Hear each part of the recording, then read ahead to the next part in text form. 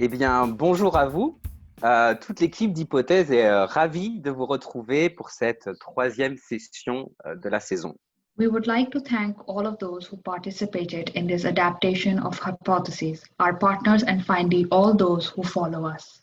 Juste une petite précision avant de commencer, cette discussion va être enregistrée et mise en ligne sur le site d'Hypothèse, donc n'hésitez pas à nous contacter si vous avez des questions par rapport à ça. Et aussi, donc, avant de débuter, nous aimerions commencer par reconnaître que Tiohtià:ke, soit Montréal, est situé en territoire autochtone, lequel n'a jamais été cédé. Nous reconnaissons la nation Kanien'kehá:ka comme gardienne des terres et des eaux sur lesquelles nous nous réunissions aujourd'hui.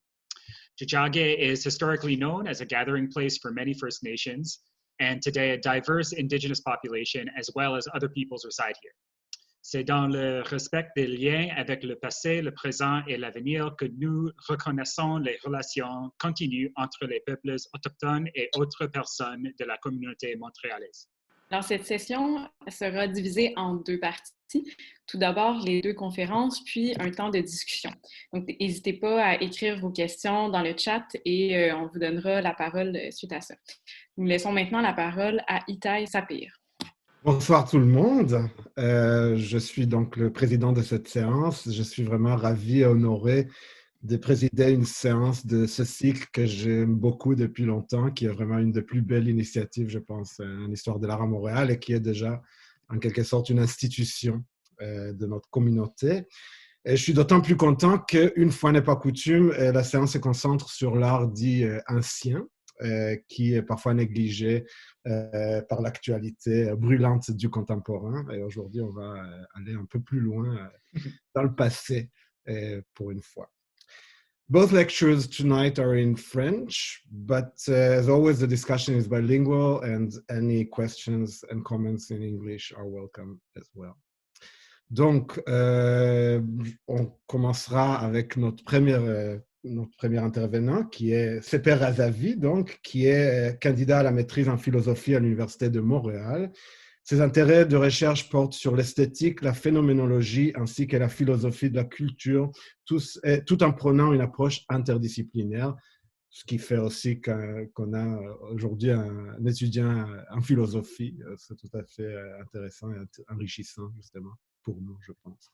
Son actuelle recherche, financée par le CRSH, porte sur le lien entre la mémoire et l'oubli sur le plan individuel et collectif dans l'œuvre de l'historien de la culture Aby Warburg. Et c'est de ça aussi qu'il nous parlera ce soir, avec le titre « La mémoire en question, l'étude d'Aby Warburg sur la mort d'Orphée d'Albrecht Dürer ». Voilà, c'était. Bonjour, merci à toutes et à tous de vous joindre à nous et merci également à l'équipe de l'organisation de l'événement et M. Itai Sapir. Heureusement, en réalité, je n'aurai pas l'occasion de vous faire une courte biographie de l'historien de la culture Aby Warburg, dont la vie a constitué et probablement constituera encore, selon l'un de ses biographes, Ernst Gombrich, une réelle hantise pour l'histoire de l'art et de la culture.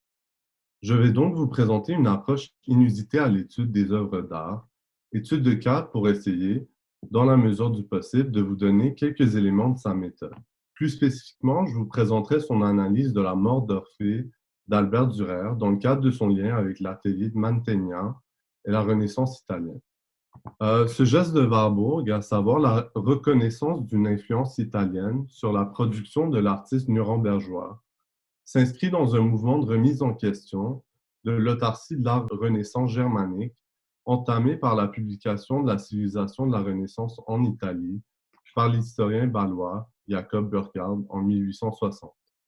Donc, c'est que, avant cette date, soit la date de la publication de l'œuvre de Burckhardt, le milieu intellectuel germanophone souscrivait largement à la thèse d'une influence mutuelle, de la Renaissance en tant que moment de rencontre entre le Sud et le Nord, ou, métonymiquement, une rencontre entre Raphaël et Dürer.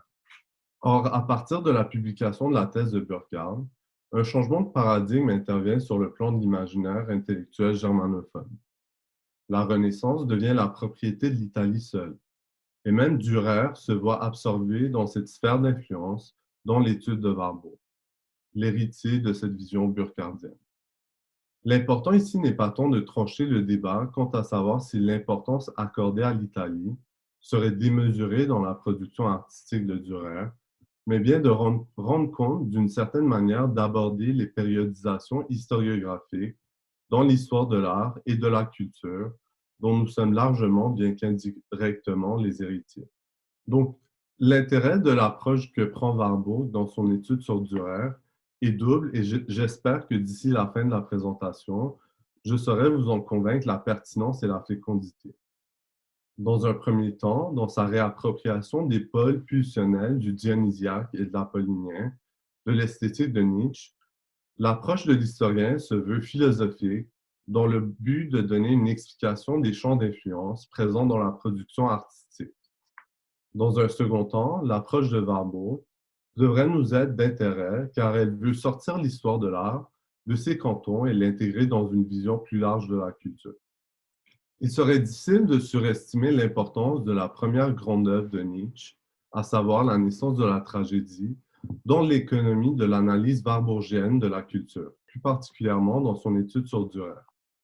Celle-ci fournit à la saisie psychologique de la production artistique chez Warburg deux pôles pulsionnels, à savoir le dionysiaque et l'apollinien.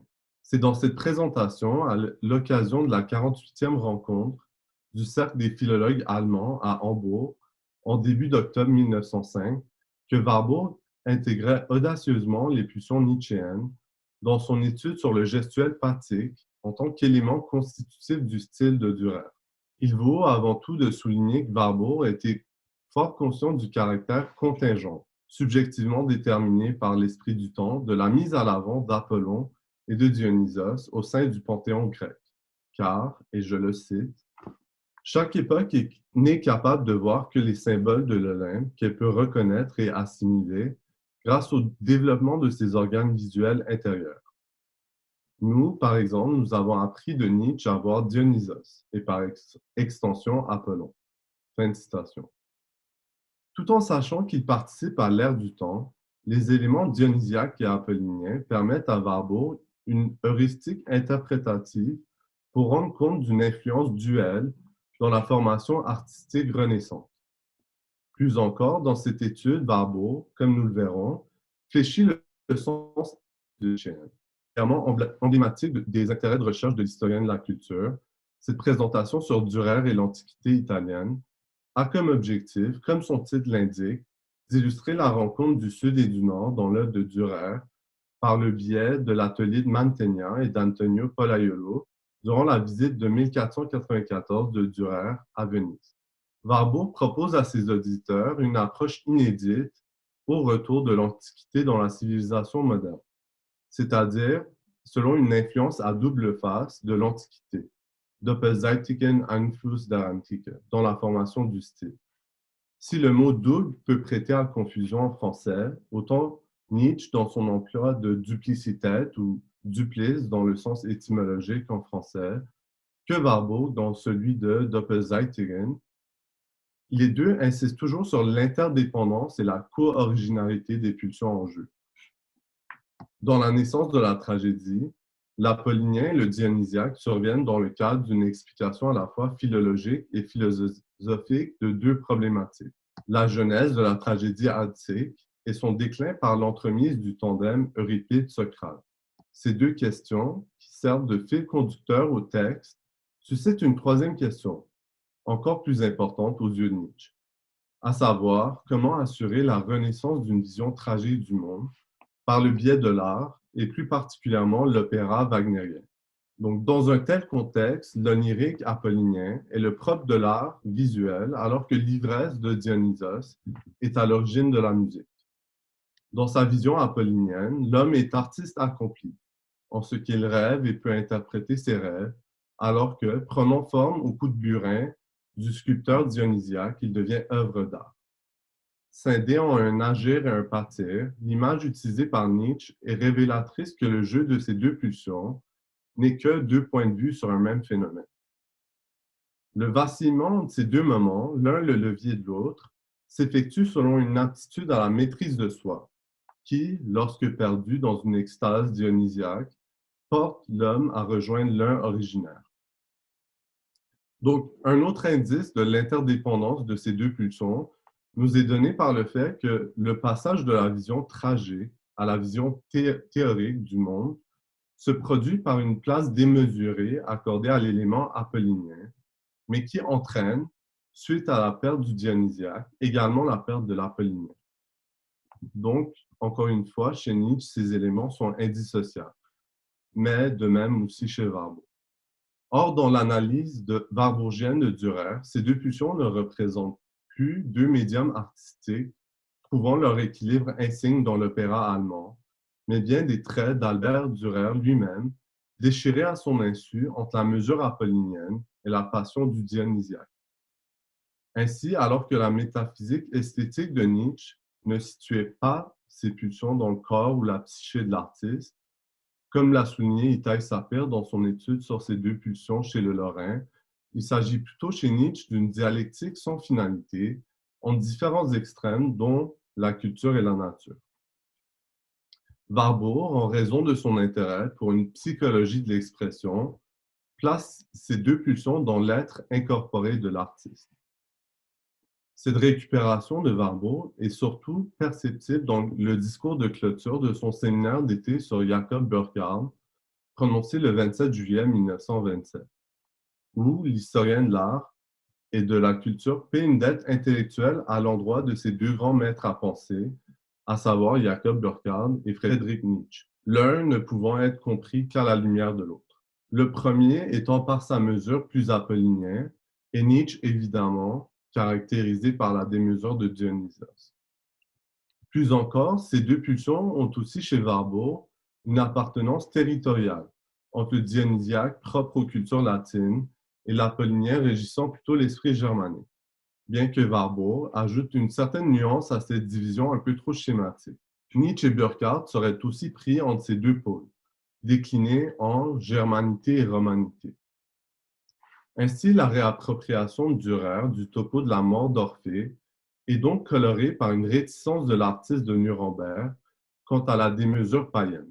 Et je cite Warburg, « Mais si celui-ci est une angoisse de l'esthète moderne, doutant de son individualité d'artiste autonome, et même si aucune vanité de créateur ne l'empêchait vraiment de s'approprier l'héritage du passé en l'actualisant, il opposait à la vivacité méridionale et païenne la résistance instinctive du citoyen de Nuremberg qui, avec ses pieds sur terre, garde cette sérénité qui s'impose aux gesticulations à l'antique de ses personnages comme une tranquille autorité. » Fin de citation.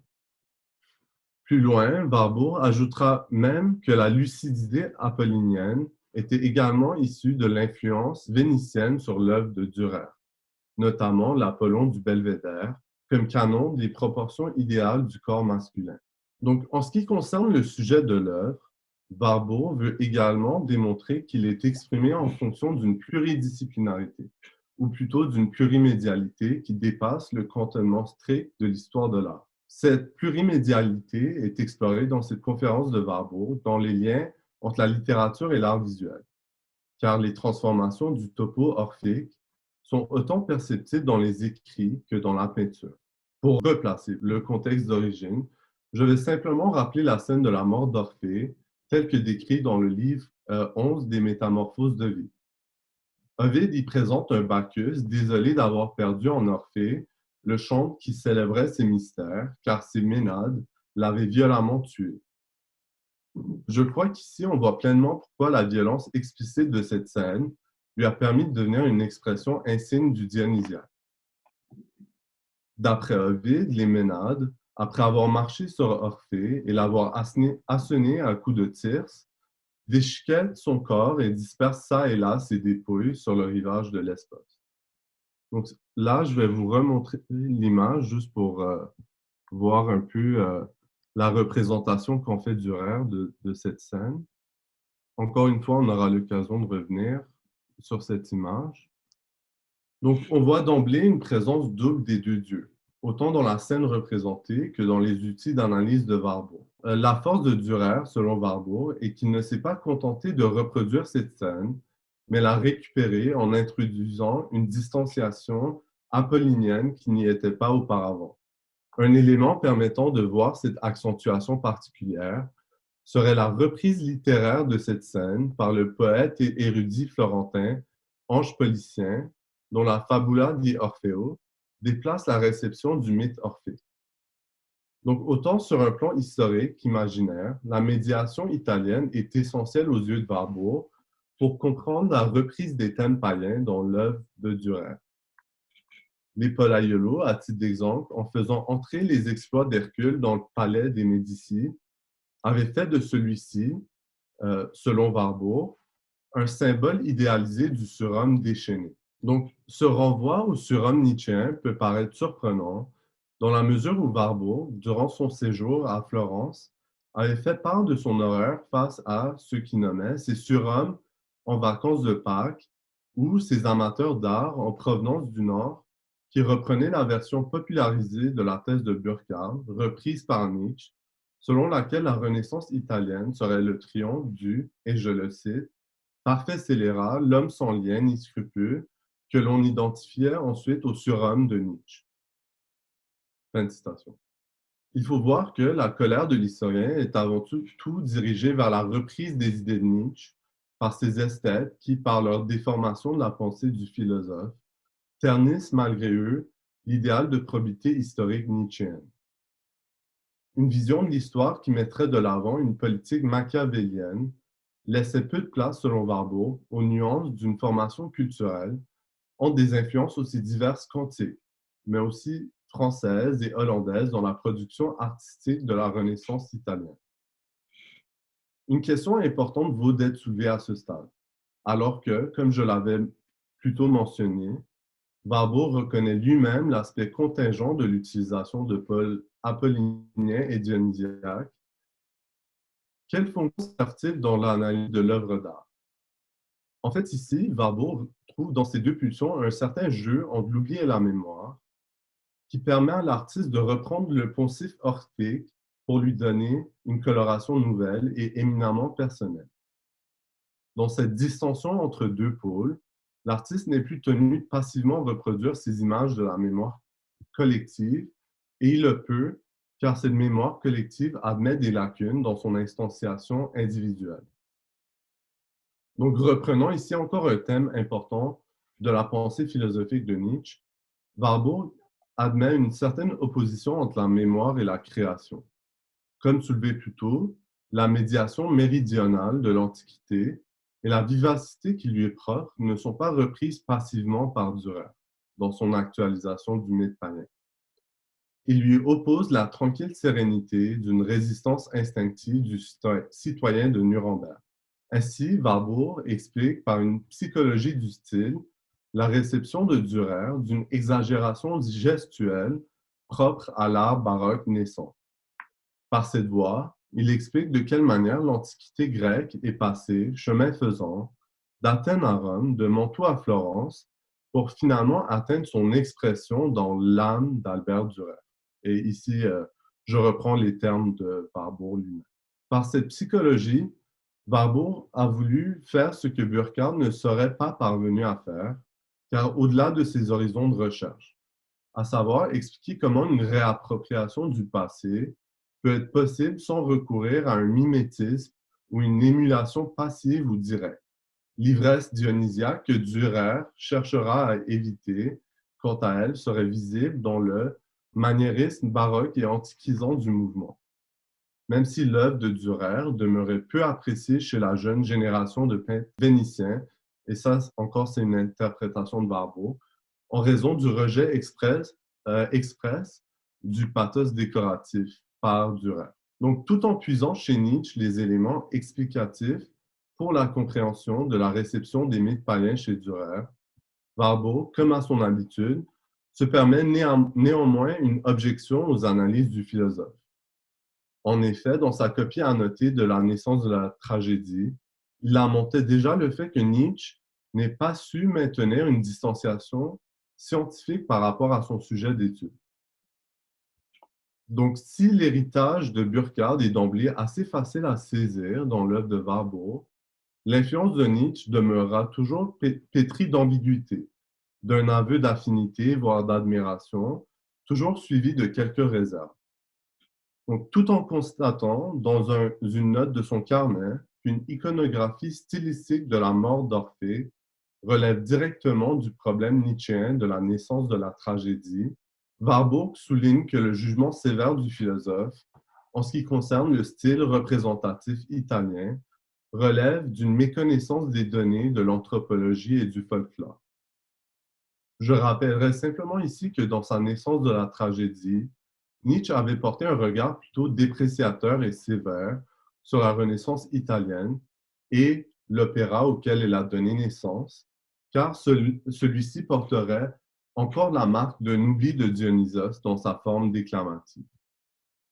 Après cette œuvre, la place de la Renaissance italienne deviendra de plus en plus positive chez Nietzsche, devenant un contrepoids à la xénophobie germanique. Nietzsche en viendra, dans son Antéchrist, à dire que la question de la Renaissance italienne était peut-être la plus importante qui soit, et celle même de sa propre philosophie.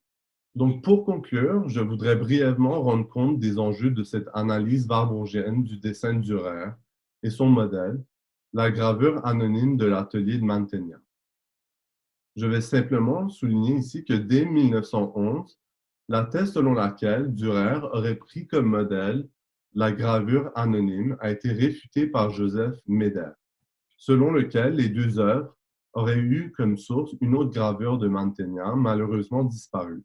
Le travail d'un historien risque toujours d'être réfuté, mais l'intérêt du geste de Warburg est de soulever une question qui concerne autant l'histoire de l'art que l'esthétique, à savoir comment rendre compte de l'influence des images issues de la mémoire collective ou empathique, sans perdre cet espace de liberté de l'artiste qui s'approprie et modifie ostensiblement ces images. Je crois que l'introduction de Paul Pulsionnel offre une solution originale à ce problème. Donc, contre la thèse issue de Winkelmann, selon laquelle le modèle antique renvoie simplement ou seulement à une grandeur tranquille et une noblesse d'âme, reléguant ainsi l'élément brusque ou inquiétant à un phénomène issu de la Renaissance, Warburg veut souligner que ces deux moments, déclinés sous l'apollinien et le dionysiaque, sont inséparables, bien qu'ils puissent être plus fortement marqués dans certaines cultures ou chez certains artistes.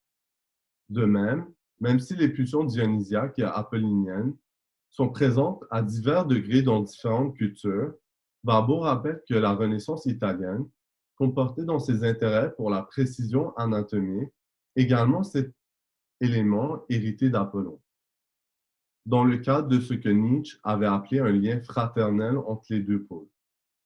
Finalement, en reprenant la thématique de la séance d'aujourd'hui, à savoir la construction d'histoire de l'art, la pensée de Warburg sert peut-être de modèle, comme l'a souligné l'un de ses commentateurs, Edgar Wynne, à une réintroduction des études de l'art dans une réflexion plus large sur la culture qui lui sert d'assise.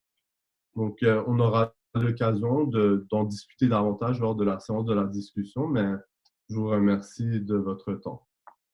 Merci beaucoup, Sepper, pour une présentation très, très riche. Je pense qu'il y aura effectivement beaucoup de questions et de commentaires. Et je vous rappelle que la discussion aura lieu après la deuxième présentation et qu'on discutera donc des deux présentations en même temps, en parallèle. Et voilà, donc sans plus tarder, passons à la deuxième intervention et à notre deuxième intervenante, qui est Laure Bourgault, qui est artiste et candidate à la maîtrise en histoire de l'art à l'Université du Québec à Montréal. Et je peux vous dire qu'elle n'est pas seulement candidate à la maîtrise, elle a déjà déposé son mémoire il y a quelques mois. Et que même, je peux vous dire de manière confidentielle, que j'ai eu le plaisir de lire son mémoire et que c'est vraiment un travail très, très intéressant et de grande qualité. Donc, vous allez entendre ce soir des extraits. Par ses recherches, donc, Laure souhaite mettre en lumière la façon dont des artistes mystiques ou historiens de l'art ont tiré profit de leurs images mentales pour déjouer les récits logocentrés, gagner un pouvoir d'action et développer des méthodes de connaissance expérimentales. S'intéressant aux nœuds, liens imaginaires et politiques, elle réactive dans ses projets artistiques des documents d'archives par le biais de dessins, de vidéos, d'installations et de performances.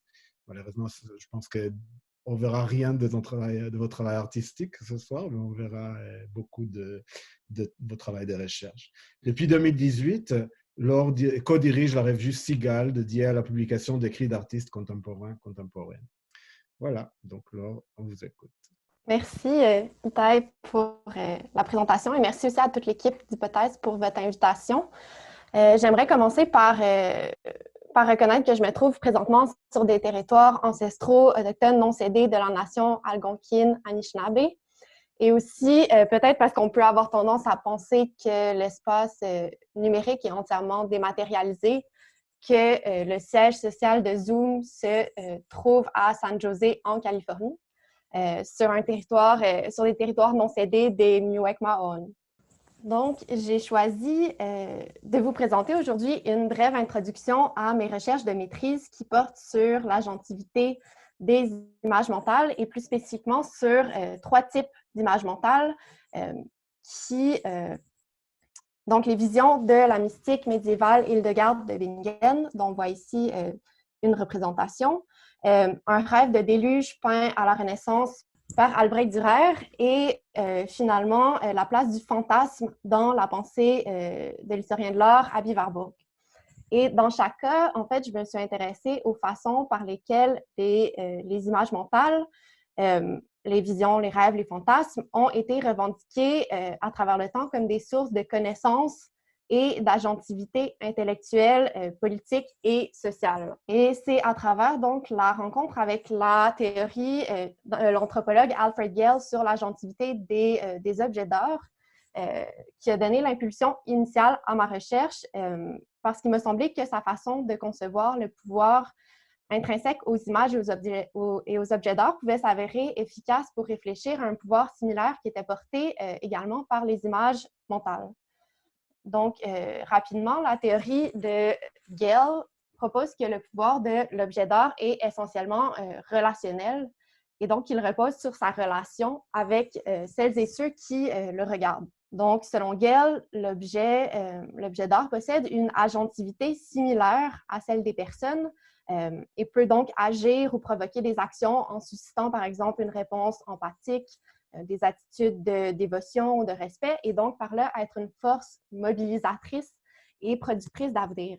Par contre, à la différence notable des personnes, l'objet d'art ou l'artefact ne possède pas d'agentivité en lui-même, mais c'est plutôt tout le réseau de croyances et de pratiques qui sont investis dans l'objet qui lui confère par projection un pouvoir d'action. Et donc, en empruntant une méthodologie inspirée de l'approche de Gale, j'ai souhaité étudier les images mentales et l'imagination aussi à la lumière des théories qui les ont façonnées.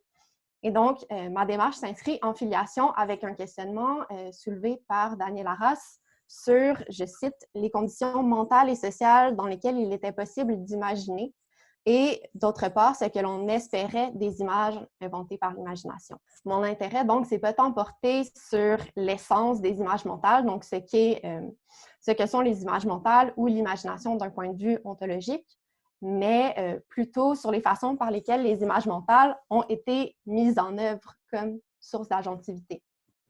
Et donc, à travers ma recherche, j'ai souhaité contribuer à réhabiliter des formes de savoir qui valorisent une connaissance par l'image et aussi par un rapport empathique au monde et à la vie psychique et qui mettent de l'avant finalement l'importance de l'imagination dans la constitution du savoir. Historiquement, les pratiques qui mettent de l'avant un savoir qui est imaginal ont été largement invisibilisées et décrédibilisées, souvent qualifiées d'irrationnelles, parce qu'elles s'écartent des voies nettes du savoir rationnel qui se déploient par des canaux avant tout écrits et institutionnels et qui reconduisent aussi différentes formes d'oppression, notamment capacitistes. Et pourtant, il m'a semblé que c'est précisément en proposant des systèmes alternatifs de savoir que les pratiques qui valorisent l'imagination sont à même d'offrir une perspective inédite sur différentes crises sociales. Et c'est dans ce sens que je me suis intéressée à la charge prophétique de l'imagination chez Hildegarde, Warburg et aussi Dürer.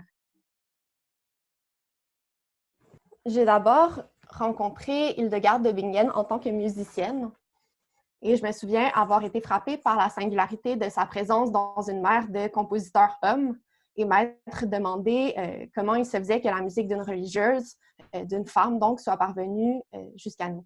Un peu plus tard, c'est à travers des recherches que je menais un petit peu à tâtons sur ce que je nommais à l'époque, peut-être un peu naïvement, une connaissance indicible, qui est certainement une question très vaste, que je me suis intéressée à la vision mystique et que je suis revenue encore une fois à Hildegard de Bingen. Donc, en m'engageant davantage dans mon étude de la figure à travers notamment les recherches menées par des médiévistes féministes à partir des années 80, je me suis familiarisée avec l'importance des visions mystiques dans la construction de l'autorité et de la légitimité créatrice d'Hildegard.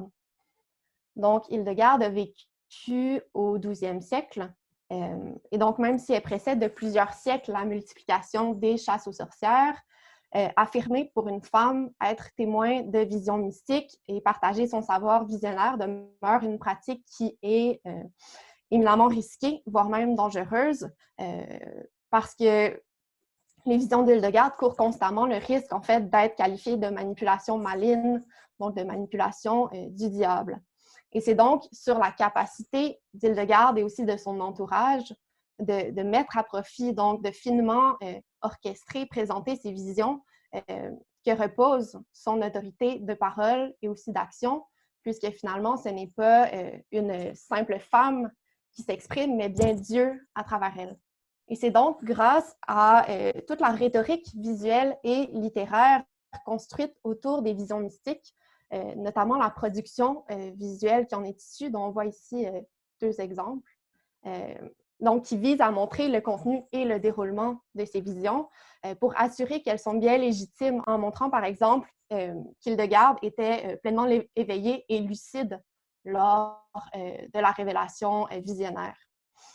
Et donc, c'est à travers, grâce à toute cette production visuelle, littéraire, etc., qu'Hildegard va finalement obtenir la reconnaissance de l'Église et pouvoir entreprendre des tournées de prédication pour partager ses révélations, mais aussi développer toute une production littéraire, scientifique, musicale et aussi visuelle, et de façon notable, entreprendre une correspondance avec des personnes en position de pouvoir qui vont solliciter ses conseils en tant que médiatrice divine.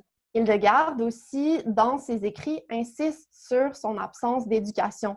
Elle dit accéder à la connaissance des Écritures, des lois de la nature, par une cristallisation intellectuelle incorporée qui advient au moment de la vision.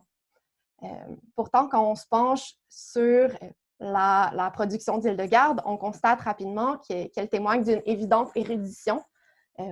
Et donc, revendiquer une ignorance revêt une teneur stratégique parce qu'elle participe de la construction faisant d'Hildegard un médium pur du savoir divin et contribue par le fait même donc à affirmer la visualité essentielle du savoir visionnaire qui vient ébranler le savoir académique clérical en mettant de l'avant une connaissance qui est incarnée et féminine du divin.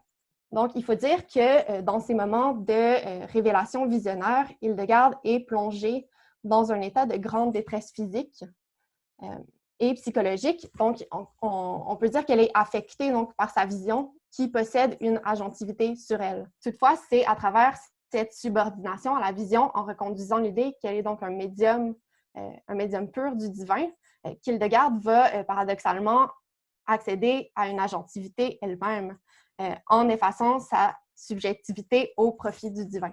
On peut dire que la nature de la connaissance visionnaire d'Hildegard est prophétique d'au moins deux façons. Donc, d'abord de façon assez évidente parce que le contenu de ces visions annonce notamment le déroulement d'événements bibliques, par exemple l'avènement du jugement dernier, mais aussi, et c'est ce que j'ai cherché à étudier dans le cadre de mes recherches de maîtrise, parce qu'en partageant ses connaissances à ses contemporains, Hildegard use de ses visions pour critiquer le monde qui lui est contemporain, la corruption au sein de l'institution ecclésiale et les agissements d'hommes aussi en position de pouvoir, qu'elle va dénoncer à travers ses tournées de prédication, ses correspondances, mais aussi à travers les enluminures qui vont accompagner ses écrits. Et on voit, par exemple, ici à gauche, une représentation de l'Église corrompue d'où émerge de son ventre une figure de l'Antéchrist. Et donc, les visions d'Hildegarde sont non seulement prophétiques, mais aussi politiques, dans le sens qu'elles contribuent, par ses critiques et ses conseils, à forger la société future.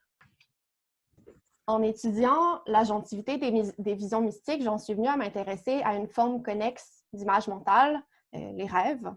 Et donc, en parcourant des études sur les images et les récits de rêves, je suis tombée sur une aquarelle assez curieuse réalisée en 1525 par Albrecht Dürer, qui a été nommée Traumgesicht, donc vision de rêve, et qui montre une scène de déluge accompagnée d'un texte signé aussi de la main de Dürer qui relate les événements du rêve, sans néanmoins fournir d'explications quant à son sens. Et d'emblée, l'aquarelle détonne avec le reste de la production de Dürer, qui est surtout connu pour ses peintures et gravures érudites, dont on a vu un exemple dans la présentation de ses pairs, par exemple, qui mettent de l'avant donc une nouvelle rationalité artistique propre à l'art renaissant. Au contraire, l'image du rêve semble avoir été réalisée rapidement et se rapporte plus à une esquisse qu'à une œuvre finie, ce qui laisse présager une fonction différente à l'image par rapport aux œuvres achevées de Dürer.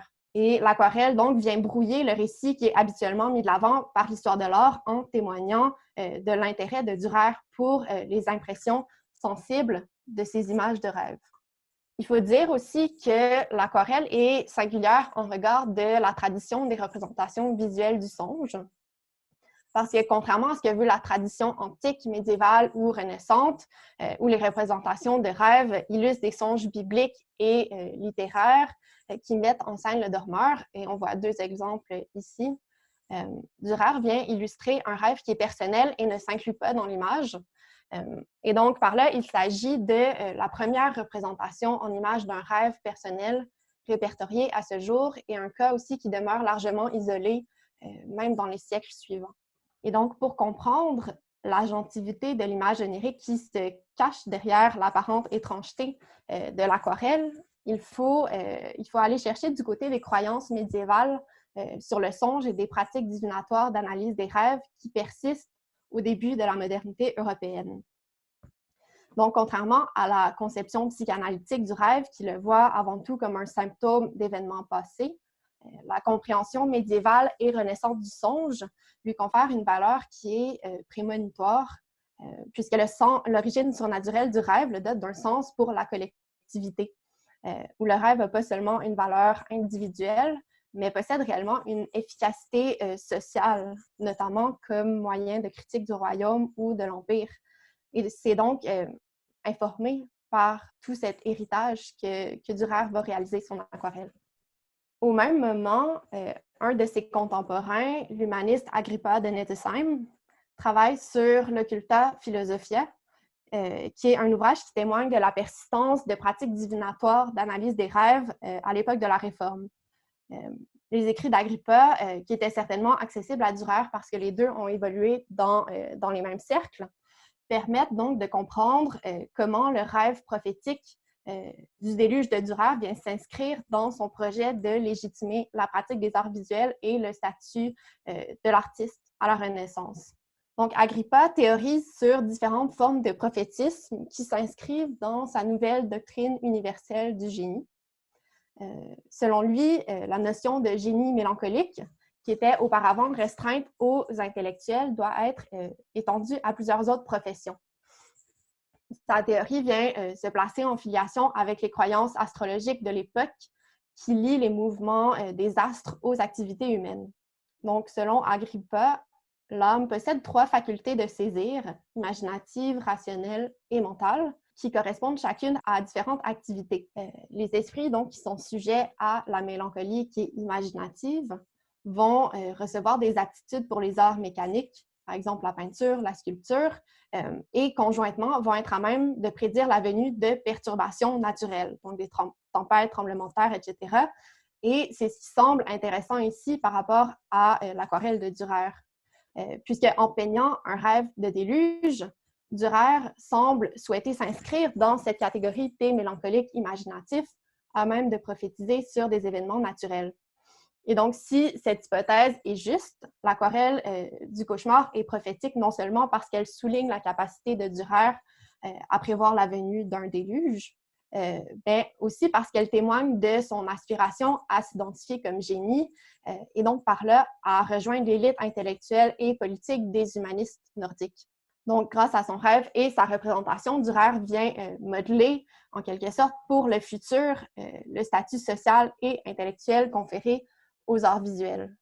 L'aquarelle de Dürer a longtemps été négligée parce qu'elle ne cadrait pas avec le canon historique, mais un intérêt va réapparaître au 20e siècle qui coïncide avec l'émergence des travaux psychanalytiques sur le rêve. Et donc, en tant que première représentation connue à la fois imagée et écrite d'un rêve personnel, la Traumgesicht va faire l'objet d'études s'intéressant à la façon par laquelle l'aquarelle vient refléter le contexte social et politique de sa création, en postulant qu'elle viendrait en quelque sorte révéler de façon inconsciente le positionnement de Dürer face à la société dans laquelle il a vécu. Donc, certains auteurs ont vu dans l'aquarelle une manifestation du fantasme collectif de la crainte d'un déluge prédit à l'époque par des astrologues, conjugué aussi aux croyances chrétiennes sur l'apocalypse habitant l'imaginaire collectif. Des analyses plus politiques ont, de leur côté, proposé de lier l'aquarelle non seulement donc, à ses prédictions astrologiques, mais aussi de la considérer comme un témoignage de l'attitude de Dürer face à la réforme de Luther et à la révolte des paysans de 1525. Et donc, si on admet que les rêves, comme les études à tendance psychanalytique le proposent, que les rêves sont le reflet d'horizons sociaux et culturels, la Traumgesicht viendrait témoigner de la rémanence inconsciente dans le rêve et dans sa représentation des événements politiques contemporains, mais aussi d'une intégration bien consciente des nouvelles théories sur la mélancolie imaginative et le don de prophétiser propre aux artistes, faisant de l'aquarelle de Dürer un outil d'affirmation de son génie artistique. Pour conclure, j'aimerais faire un saut dans le temps pour me pencher très brièvement sur la place du fantasme dans la pensée d'Aby Warburg, qui vient faire écho de plusieurs façons aux modalités d'action de la vision chez Hildegard et du rêve chez Dürer.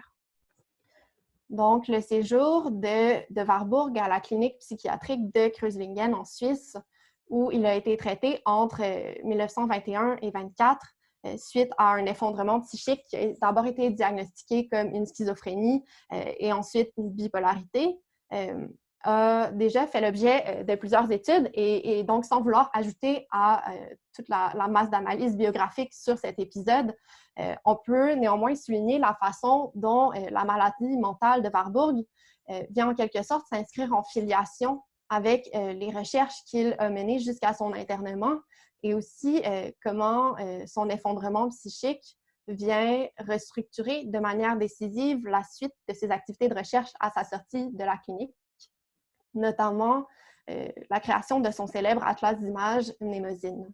Donc déjà, dans ses recherches de jeunesse, Warburg adopte une posture qui permet une valorisation de l'imagination fantasmatique, qui est un trait qui va être exacerbé par sa maladie mentale.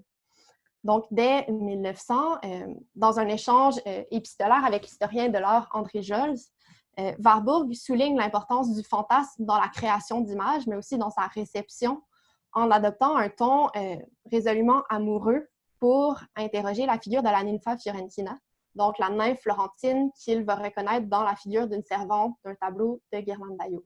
Et donc, cette posture de recherche impliquée, qui est présente dans ses recherches de jeunesse, où Warburg n'adopte pas un détachement scientifique strict, va s'amplifier peu à peu, et Warburg va glisser de l'observation scientifique vers un rapport qui est résolument animiste aux images, un des symptômes prégnants de sa maladie mentale, qui va être exacerbé suite à la Première Guerre mondiale, un moment où Warburg se met à collectionner compulsivement des images et coupures de presse relatives à la guerre et aussi à la montée de l'antisémitisme en Europe.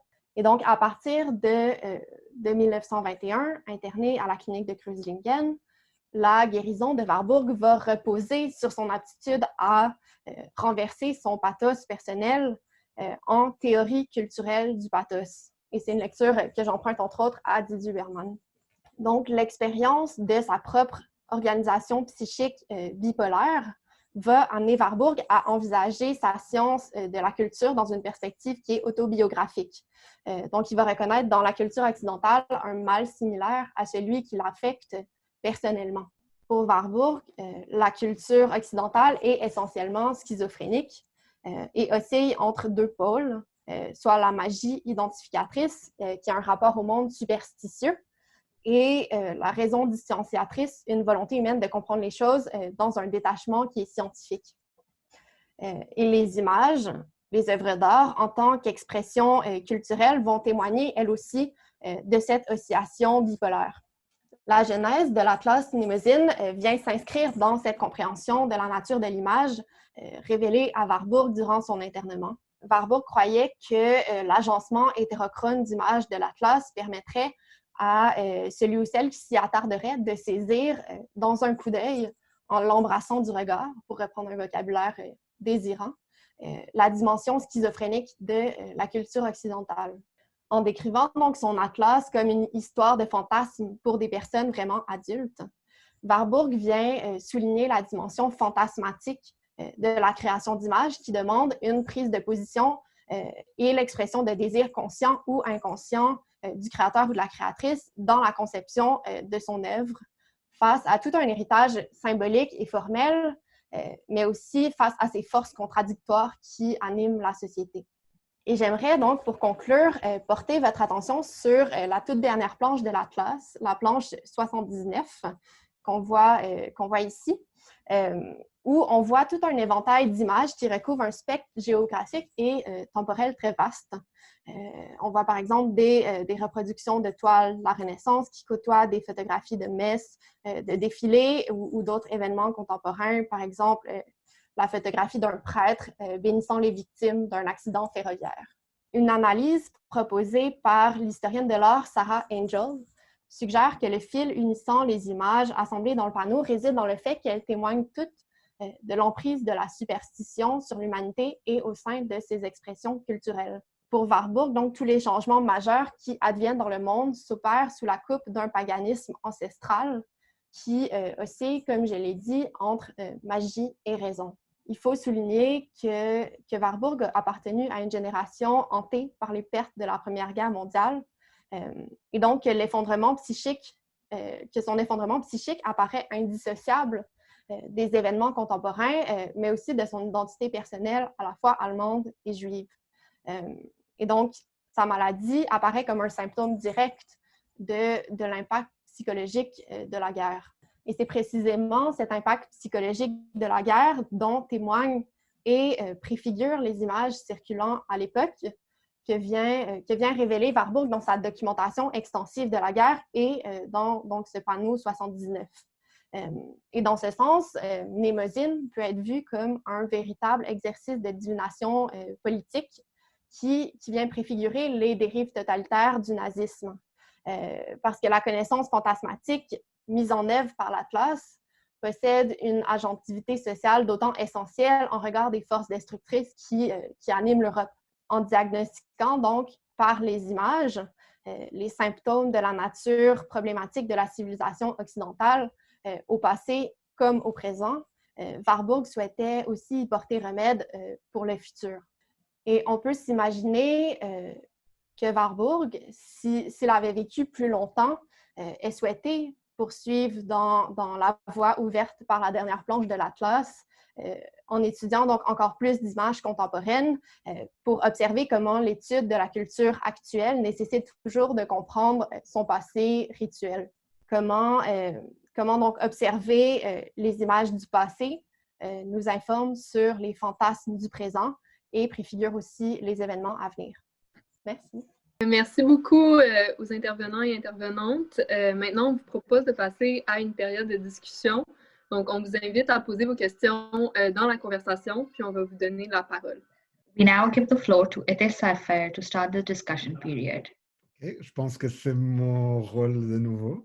Et je vais commencer évidemment par mes propres questions et donner la parole au public par la suite.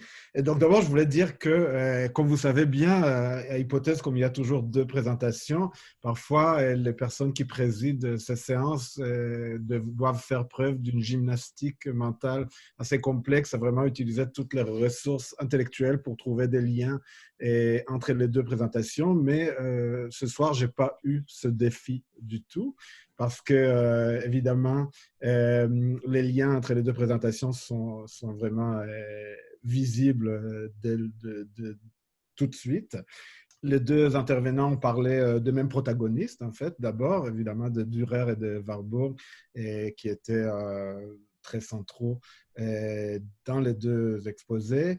Mais aussi beaucoup de problématiques sont revenues parfois plus explicitement, parfois un peu moins dans les 2 présentations. La question du paganisme dans un monde chrétien, la question du passé, du présent et comment ils s'entremêlent dans les œuvres d'art, et la mémoire et l'oubli. La question de la distance aussi, je pense, était très intéressante à tracer dans les 2 présentations. La distance de l'artiste vis-à-vis du monde et vis-à-vis de ses sources d'inspiration. La distance de l'historienne ou historien de l'art vis-à-vis des œuvres de l'image, devant l'image, comme dirait Didier Obermann, donc devant les œuvres qu'il ou elle analyse. Donc, beaucoup de binarité aussi qui étaient abordées, bien sûr, depuis la distinction nietzschéenne entre l'apollinien et le dionysiaque, mais en passant par beaucoup d'autres binarités de genre ou de nationalités, etc. Et donc, la première question que je vais poser, c'est un peu 2 variantes de la même question que je vais poser aux 2 intervenants. Et par la suite, j'aurai une question spécifique pour chacune d'eux. Et après, je vous passerai la parole. Donc. Et donc, la question un peu commune, mais un peu différente aussi, concerne la question de ce qu'on peut appeler la germanité, en fait, la spécifique identité, disons, de peuples germaniques ou de peuples germanophones dans les deux présentations. Et d'un côté, donc, chez vous, c'est Père, et vous travaillez un peu en parallèle sur 2 binarités. D'un côté, celle entre justement les latins et les germaniques. Dürer, bien sûr, est une figure un peu d'entre-deux, et Warburg aussi. Et de l'autre côté, la binarité entre l'apollinien et le dionysiaque, donc la fameuse polarité nietzschéenne. Et les 2 s'articulent entre elles de manière très intéressante. À un moment donné, vous proposez une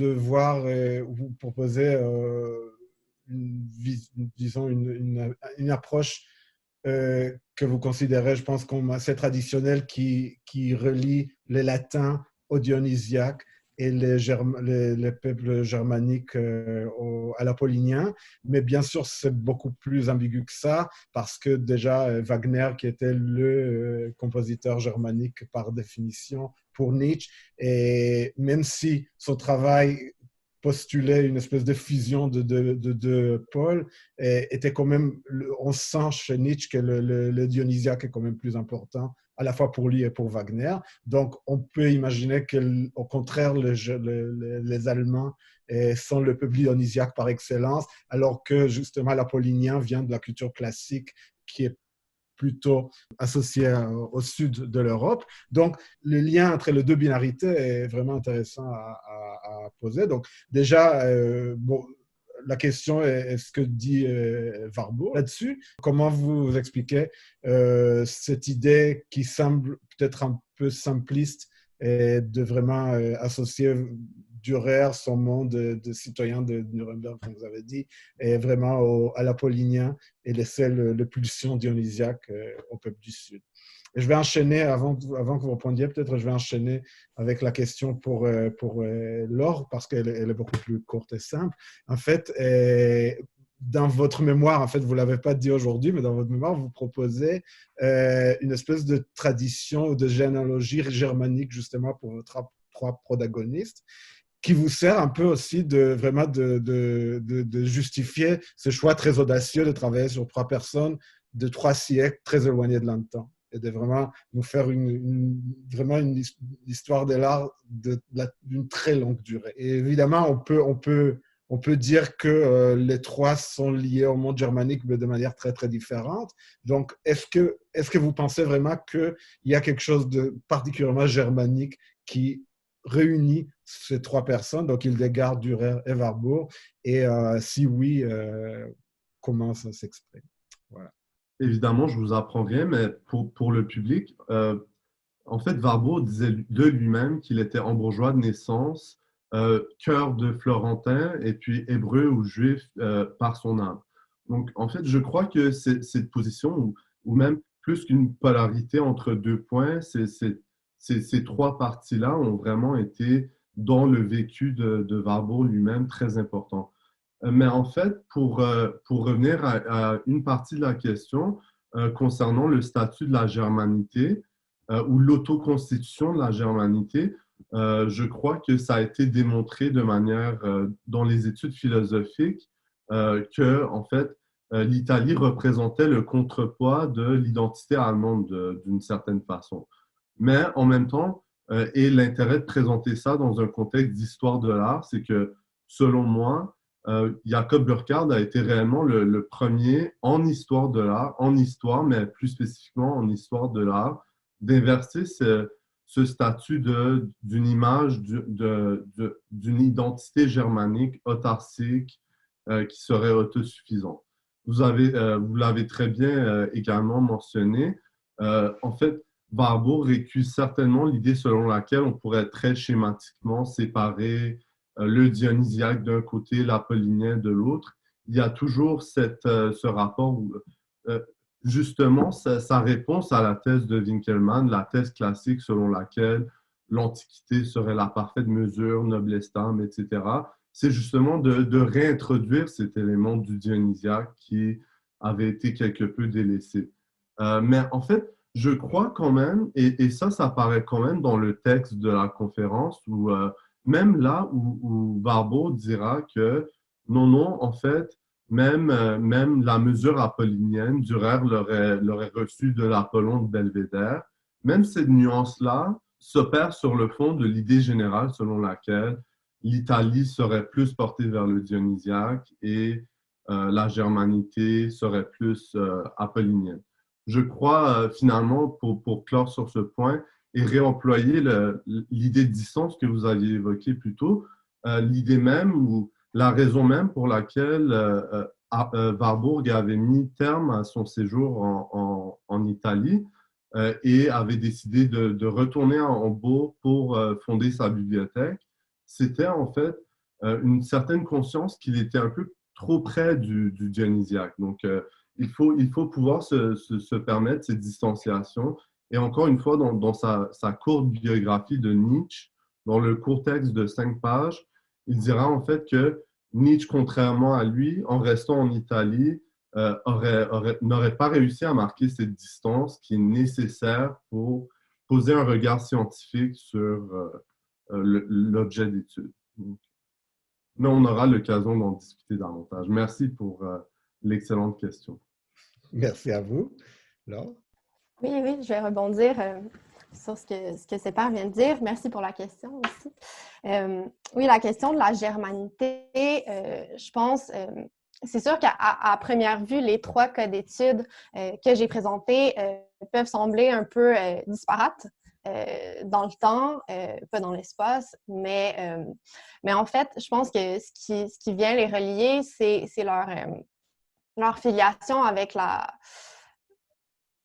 je ne sais pas si on pourrait dire une philosophie germanique de la connaissance. Je ne sais pas si je dirais ça, mais néanmoins, un espace où une tradition philosophique qui laisse place finalement à l'apport de la pensée, de l'irrationalité à la connaissance, notamment à travers des approches mystiques qui partent, oui, d'une époque à laquelle a appartenu Hildegard, mais qui se perpétuent encore chez Dürer, notamment dans la filiation, dans son ambivalence ou sa circulation entre des théories d'un héritage peut-être plus aristotélicien et une tradition plutôt néoplatonicienne et mystique de l'image.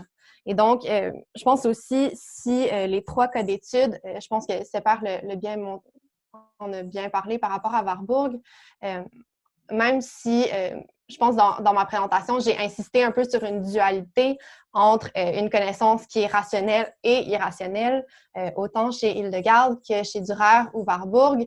On ne peut pas aussi systématiquement tasser la part non rationnelle du savoir, parce que, par exemple, chez Hildegard, donc je l'ai brièvement évoqué, mais en fait, on peut se questionner par rapport à la connaissance.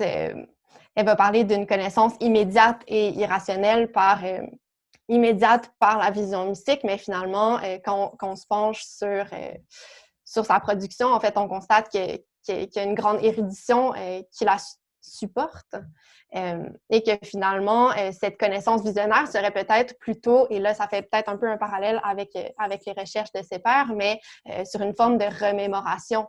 Donc, la cristallisation intellectuelle serait plutôt une remémoration qui prendrait une intensité à un certain moment. Et donc, aussi, chez Dürer, on voit que, en fait, on peut penser que l'aquarelle de son rêve, son intérêt pour sa vie onirique s'inscrit à la fois dans une tradition plus spiritualiste du songe, mais aussi donc qui trouve écho à la Renaissance dans les théories néoplatoniciennes de l'image, mais aussi pour un intérêt naturaliste du peintre pour ces images psychiques, un intérêt quasiment médical pour sa vie mentale. Et donc, en un sens, l'aquarelle du rêve pourrait un peu être un autoportrait psychique de Dürer. Et peut-être je poserai plus tard une question à Separ aussi. Tu as mentionné très brièvement le fait que la représentation d'Orphée était en fait peut-être un autoportrait aussi de Dürer. Donc, j'ai l'impression que chez Dürer, il y a un intérêt pour l'autoportrait qui n'est pas indifférent à sa volonté de s'inscrire comme génie artistique. Et donc, je pense que Separ aussi a bien montré donc la question de la dualité chez Warburg. Donc, peut-être que je ne reviendrai pas là-dessus pour laisser le temps pour d'autres questions, mais voilà. OK. Merci beaucoup, Laure. Et je ne sais pas si Sévère, vous voulez réagir à ça directement ou sinon je vais poser mes autres questions. Non, ben, en fait, très rapidement, juste pour... et merci, Laure, pour ta présentation par rapport à la question de la mémoire, qui est quelque chose que je trouve, malheureusement, on n'a que très brièvement abordé l'enjeu de la classe Mnemosyne. Mais en fait, comme l'image que Laure a présentée, le présentait assez bien ou l'illustrait assez bien, c'est la fonction de la mise en constellation des images par Warburg. Donc, en fait, l'idée de Warburg derrière ça, c'est que l'image ou les remémorations d'images ne se perdent pas avec des cas isolés ou atomistes. C'est vraiment toujours en constellation avec différents éléments, souvent pas anachroniques, mais oui, souvent anachroniques ou diachroniques en un certain sens, où on pense différents éléments. Et évidemment, pour replacer ça à l'ère du temps de la production de Warburg, on se rappellera qu'au début du 20e siècle, la question de la mémoire, si on a juste à penser à Proust, c'est une question absolument fondamentale, surtout après la Première Guerre mondiale. Donc, j'espère qu'on aura également l'occasion de discuter de ça. Donc, comme prévu, je vais me permettre de poser encore une question à chacun parmi vous avant de lancer la discussion générale. Et donc, Separ, la question que je voulais vous poser est par rapport à un aspect que vous n'avez pas mentionné. Je ne sais pas si Warburg en parle, mais qui me semble assez fondamental à superposer à toute la binarité que vous avez déjà abordée extrêmement bien. Et c'est la question du genre et de la sexualité dans cette image de Dürer, et qui est extrêmement présente. Et vous pouvez peut-être remettre l'image une seconde pour que je puisse en parler, à montrer à tout le monde. Et un détail qui a beaucoup attiré l'attention des chercheurs, et c'est cette écriture que Dürer a ajoutée, si je ne me trompe pas, et qui n'existait pas dans le modèle de Mantegna, qui désigne Orphée de manière péjorative comme le premier homosexuel ou le premier, c'est un terme beaucoup plus péjoratif qui est utilisé. Et donc, qui rappelle toute l'ambiguïté aussi de genre et de sexualité que la binarité entre l'apollinien et le dionysiaque amène avec elle. Et dans le sens où, je ne vais pas raconter toute l'histoire que vous connaissez sûrement tous et toutes, mais les bacchantes qu'on voit ici en train d'agresser Orphée, puisqu'il refuse toutes les femmes depuis la mort de son amoureuse Eurydice. Et puis, le lien plus généralement de Dionysos à un univers où les frontières de genre sont assez floues. Dionysos, mais aussi Apollon, en fait, sont souvent représentés dans l'art grec de manière plus ou moins androgyne. Ajouter à la dichotomie entre l'apollinien et le dionysiaque et à celle entre les latins et les germains. Et on peut aussi ajouter la question du genre et de la sexualité. Et donc, la question est, est-ce que Warburg en parle? En fait, je ne me souviens pas du tout. Et sinon, comment vous l'expliquez et qu'est-ce que vous voulez ajouter peut-être là-dessus? Donc, merci pour l'excellente question. En fait, Warburg n'en parle pas explicitement, mais je crois que dans le cadre de son analyse, ça se rapporterait à la binarité entre l'élément plus chrétien versus l'élément païen. Donc, dans le mythe païen, comme vous l'avez soulevé, après la mort d'Eurydice, en fait, Orphée ne ressent que des émotions envers les jeunes garçons. Donc, ça dans l'analyse du genre, devient un élément assez important. Donc, Warburg, malheureusement, il n'en parle pas explicitement, mais un élément de réponse qui pourrait être intéressant, c'est dans les études plus récentes sur l'œuvre de Nietzsche, parce que cette idée de polarité pulsionnelle, c'est bien de Nietzsche que Warburg reprend ça. C'est surtout Sarah Kaufman qui a beaucoup travaillé cette question sur la binarité de genre chez Nietzsche.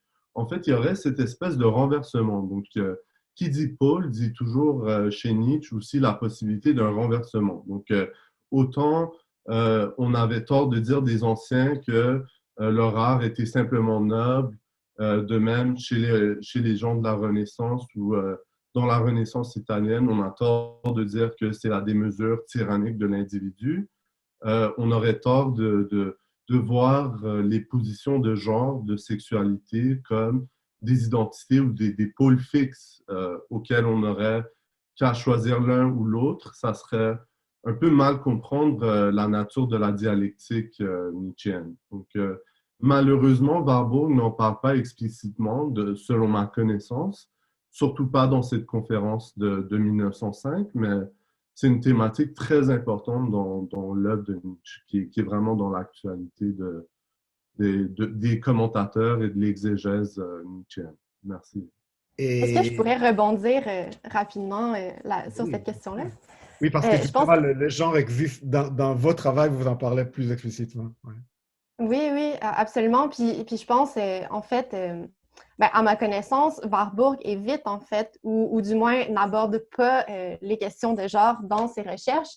Et à mon sens, on peut aussi, dans une perspective peut-être plus actuelle, questionner aussi, dans une perspective féministe, en fait, l'approche de Warburg. Donc, d'une part, oui, à cette dualité, mais aussi à toute son approche fantasmatique aux images de la ménade, de la nymphe, etc., qui, à mon sens, a été assez peu étudiée, assez peu critiquée chez Warburg.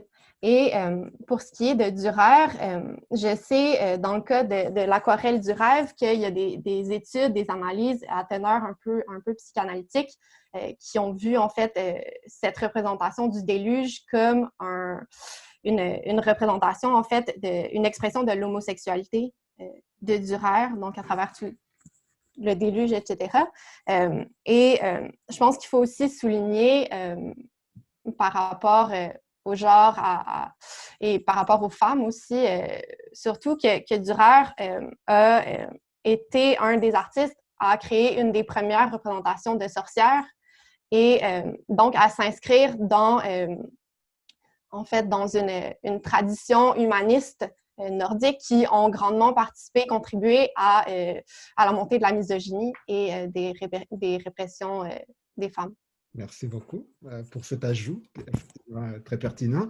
Et Laure, donc ma question pour vous est la question sensorielle, en fait. Vous parlez dans votre travail d'imagination visuelle, en fait, de vision, très littéralement. Et qui dit vision dit vue, évidemment, donc le sens de la vue. Et vous semblez souvent mettre en opposition la vue avec les connaissances plus officielles, plus verbales, plus masculines peut-être, telles qu'elles sont considérées à l'époque, et plus rationnelles.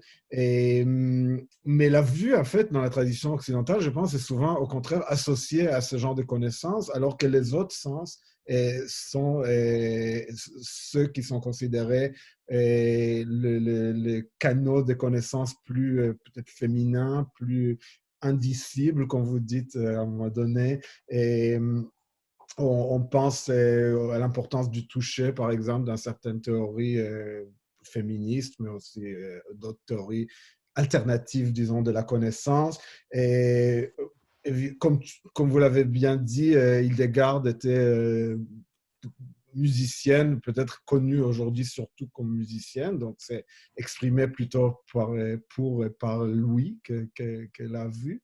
Et donc voilà, donc la question est de savoir quelle est la place de la vue dans votre étude et pourquoi cette place presque exclusive que vous lui donnez à l'imagination visuelle et pas aux imaginations liées aux autres sens, et quelle est la place qu'on pourrait donner au toucher, à l'ouïe, peut-être aussi à l'odorat et au goût dans votre travail.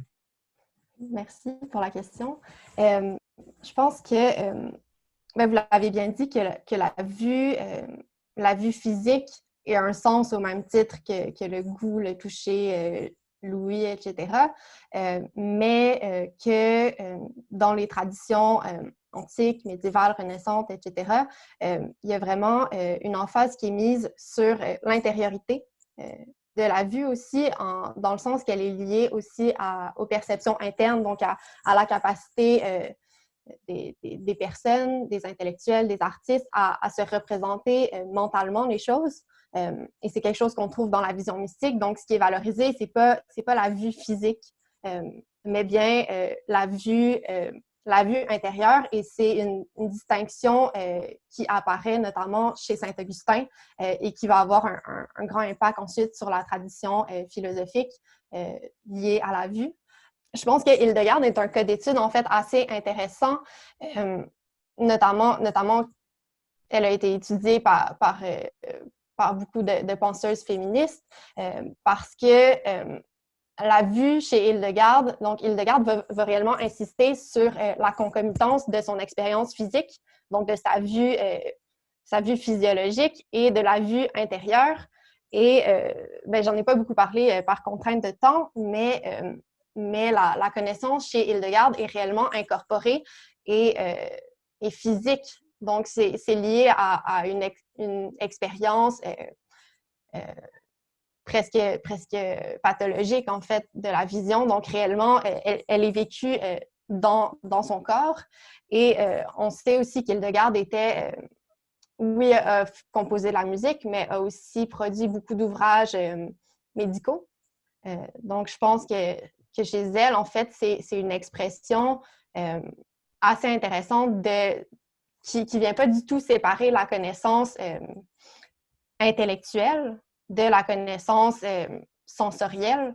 Et je pense que c'est ce qui a intéressé aussi beaucoup les féministes qui se sont penchées sur la figure, mais aussi toute une tradition aussi plus New Age qui se sont appropriés Hildegard dans une perspective un peu plus ésotérique aussi, je pense. Je ne sais pas si ça répond à la question. Oui, non, ça répond tout à fait. Je pense juste ajouter peut-être que l'expérience intérieure peut aussi s'exprimer par plusieurs sens. Je veux dire, il y a aussi un toucher intérieur, entre guillemets, ou un oui, on imagine en temps de voix, bien sûr.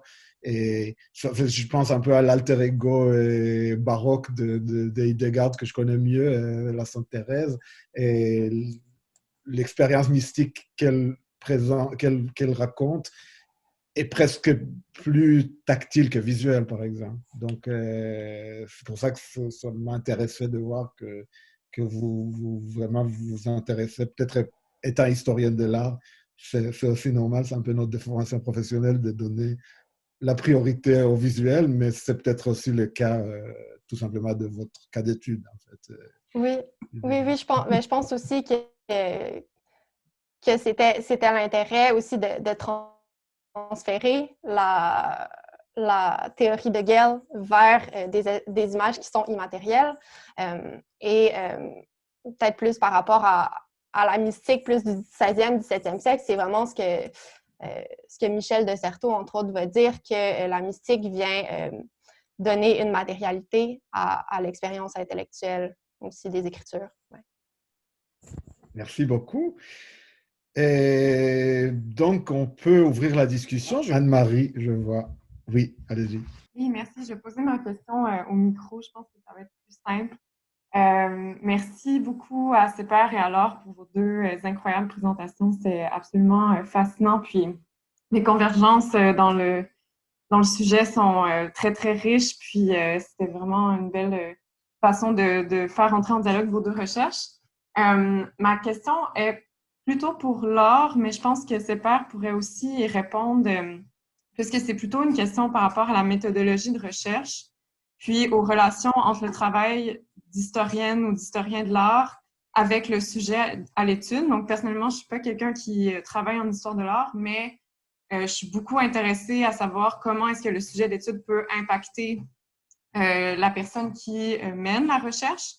Puis, Laure, dans ton cas, puisqu'il y a beaucoup question de remettre en cause ou de pousser les limites entre l'opposition rationalité et imagination et les questions de vision et d'analyse visuelle, je voulais savoir si dans ta propre recherche, dans ta méthodologie, tu avais intégré peut-être des approches qui viennent questionner ou problématiser en fait les questions de savoir rationnel en histoire de l'art. Est-ce que c'est quelque chose qui t'intéresse ou est-ce que c'est quelque chose qui a eu une place dans ta recherche, surtout au niveau de la méthodologie? Oui, absolument. Merci pour ta question. Je pense en fait que je vais répondre assez simplement. Je pense que ça part en fait de mon expérience, de mon travail d'artiste. Et je pense que c'est un peu simpliste peut-être de catégoriser histoire de l'art, raison, pratique artistique. Je sais pas comment nommer ça, mais vous comprenez la dualité. Puis je pense que c'est un peu simpliste de le faire comme ça parce que dans les deux cas, c'est pas du tout aussi partagé.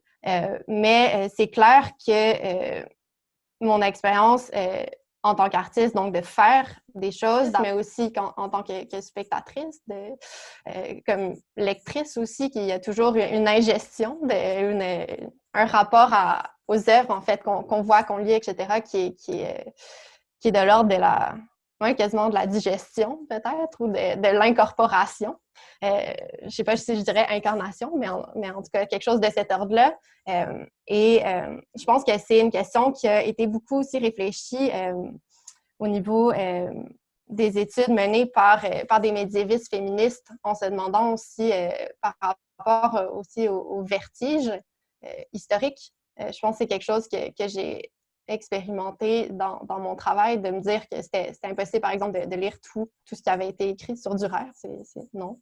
De savoir comment, finalement, à travers ma subjectivité, je pouvais me frayer un chemin un peu à travers ça. Puis je pense que l'expérience de la pratique artistique aussi donne des outils pour travailler de façon peut-être un peu constellaire, je sais pas, quelque chose comme ça, de sauter un peu d'une chose à l'autre. Puis ça donne en fait la liberté, je pense aussi.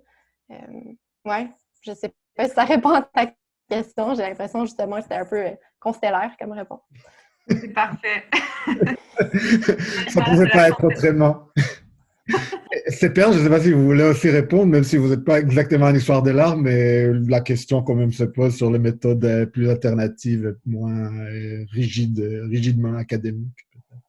Oui, je vais répondre très brièvement. Je pense que c'est rendu très à la mode aujourd'hui de dire qu'on adopte une approche pluridisciplinaire, comme je l'ai fait au début de ma présentation, mais je pense que c'est quelque chose à prendre au sérieux, surtout chez un historien de la culture comme Aby Warburg, parce que, en fait, on vit de plus en plus dans une ère de spécialisation. Donc, personnellement, moi, je suis assez néophyte en histoire de l'art. Je suis très content d'être parmi vous et d'en apprendre davantage. Mais je crois que l'orientation de nos recherches ou même les types de questions qu'on se pose changent si on admet, par exemple, comme j'ai essayé de le montrer avec Warburg, qui essaie d'introduire la littérature dans l'histoire de l'art visuel, que, en fait, même l'orientation de nos questions vont être nuancées ou vont fléchir en raison d'une approche qui admettrait différentes méthodes ou modalités d'études. Donc, c'est aussi bref que ça, mais ça serait ça ma réponse. Merci beaucoup. Je pense que vous vous vous inspirez de Warburg, qui lui-même a fait de la recherche de toutes sortes de manières qui sont tout à fait, disons, non conventionnelles. Donc, c'est sûr que vous allez y aller aussi. Oui, Jean-Michel. Alors, tout d'abord, je voudrais vous dire que je suis absolument fasciné par les deux présentations que nous avons entendues cet après-midi. C'est la première fois que j'assiste à ces présentations d'hypothèses dont j'ignorais même jusqu'à l'existence. Et je remercie d'ailleurs Itai de m'avoir signalé ça incidemment vendredi dernier. Et je suis d'autant plus ravi que j'ai travaillé il y a assez longtemps sur la figure d'Orphée dans différents domaines. Donc, je ne suis pas historien de l'art. Et donc, je me permets d'intervenir un petit peu au même titre que ses pairs, qui est plutôt un philosophe. Moi, je suis historien des religions, historien du christianisme en particulier, mais je me suis beaucoup intéressé aussi à l'histoire de la religion grecque et de la religion romaine. Et je n'ai pas vraiment immédiatement une question, ou peut-être la question sera-t-elle précisée un petit peu plus tard. J'aurais juste souhaité faire un ou deux commentaires, tout d'abord par rapport à l'exposé de ses pairs, vraiment tout à fait fascinant. Je pense que le fait que Aby Warburg choisisse la figure d'Orphée en particulier pour évoquer cette espèce de mariage de l'apollinisme et du dionysisme n'est pas un hasard. Bon, vous le savez sans doute, mais je voudrais juste peut-être souligner encore davantage que cela n'a été fait, que la tradition mythographique fait d'Orphée le fils d'Apollon. Il ne l'est pas vraiment, il est son fils spirituel, parce que le père d'Apollon, c'est un fleuve, Oiagros. Mais en fait, évidemment, il est l'héritier de la lyre ou de la cithare, donc il est véritablement son fils spirituel. Et puis, par ailleurs, il se fait tuer, comme vous avez dit, par les suivantes de Dionysos. Donc ça, c'est du côté de la mythographie, mais ce qui est peut-être plus intéressant et peut-être plus porteur, probablement dans la réflexion de Aby Warburg, c'est que le mouvement religieux auquel aurait donné naissance Orphée, qu'on appelle l'orphisme, était très très débattu, particulièrement justement à la fin du 19e et dans la première moitié, et même encore jusqu'à maintenant, du 20e et 21e siècle, par les historiens des religions. S'agissait-il d'un véritable mouvement religieux, un peu en marge en quelque sorte de la religion officielle d'Athènes, ou bien ne s'agirait-il finalement que d'un mouvement littéraire ou d'une espèce de création littéraire des néoplatoniciens, surtout tardifs. Et c'est fabuleux parce que dans les années qui ont suivi justement la publication de la conférence de Aby Warburg, il y avait vraiment deux grandes écoles représentées par des très très grands philologues, comme Wilamowitz par exemple du côté des hellénistes, ou bien un Américain de Chicago, Ivan Linforth, qui était extrêmement sceptique et qui considérait que l'orphisme n'a jamais existé et qu'il était justement une création littéraire des néoplatoniciens. Mais dans la foulée, il y a un Anglais que j'aime beaucoup qui s'appelle Guthrie, un grand historien de la philosophie grecque, qui est un peu oublié aujourd'hui, mais qui a publié en 1935, si je me rappelle bien, il y a eu deux ou trois rééditions successives, un livre sur Orphée, la religion grecque, et dans lequel il soutient, et je me demande d'ailleurs, et je n'ai jamais fait de recherche, et peut-être c'est une question pour vous, s'il a été un peu influencé par la lecture peut-être de Warburg ou de quelqu'un d'autre, dans lequel il soutient l'hypothèse que finalement, l'orphisme est un mouvement qui tente à unifier en quelque sorte ou à apolloniser le dionysisme. Et il ne fait pas de doute que quand on étudie les sources, alors je l'ai fait il y a très très longtemps déjà, toutes les sources que nous avons pour débattre et décider de savoir si l'orphisme existait ou non, il est évident qu'il y a des orphikoi, c'est-à-dire des disciples d'Orphée, et il y a des orphikas, c'est-à-dire des écrits qui se rattachent à Orphée. Et dans le fond, ce qu'on remarque, c'est que l'orphisme, s'il a existé, et c'est peut-être un mouvement relativement marginal, est une forme précisément apollinienne ou raffinée du dionysisme. Et donc, je pense que c'est quelque chose qui est vraiment tout à fait fascinant, dont il faut tenir compte dans ce débat. Et on peut se demander, et là c'est une question que je vous lance, peut-être n'avez pas de réponse maintenant, mais c'est une recherche peut-être à poursuivre, est-ce que certains historiens de la religion grecque, sans le dire, ont été influencés dans ce diagnostic, dans cet étiquetage de l'orphisme comme une apollonisation du dionysme par leur lecture, leur connaissance de Warburg. Parce que Guthrie était un Anglais, et donc il était assurément très très au courant. C'est un homme très très cultivé et fasciné par mille et une choses. Ça, c'est une première petite chose qui m'est venue à l'esprit en vous écoutant. Un peu à bâton rompu, vous avez évoqué en passant, et je ne voulais pas intervenir sur le coup, là, vous avez évoqué Marcel Proust sur la question de l'oubli et de la mémoire. Je pense qu'évidemment, c'est central dans la thématique des deux exposés d'aujourd'hui.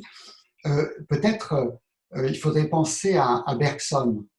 Et comme vous êtes philosophe, c'est particulièrement intéressant pour vous parce qu'il est assez clair que Proust a été très influencé par la lecture de Bergson, qui était très très célèbre dans les années où Proust écrivait la recherche, et notamment par son traité Mémoire et matière. Et ça explique un peu toute la théorie l'épisode de la Madeleine. C'est tout à fait fondamental. Par rapport à l'exposé de Laure, j'ai beaucoup aimé, j'ai aimé les deux exposés, c'était tout à fait intéressant. Je me posais une question, je voulais savoir qu'est-ce qui permet d'identifier, en tout cas l'image que vous nous avez montrée, que la figure représentée dans la reproduction peut être ou doit être l'Église.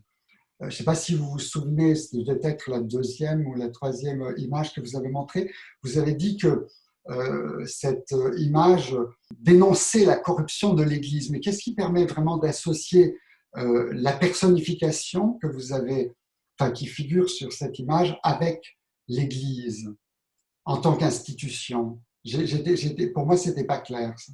Voilà, je pense que c'est cette image-là.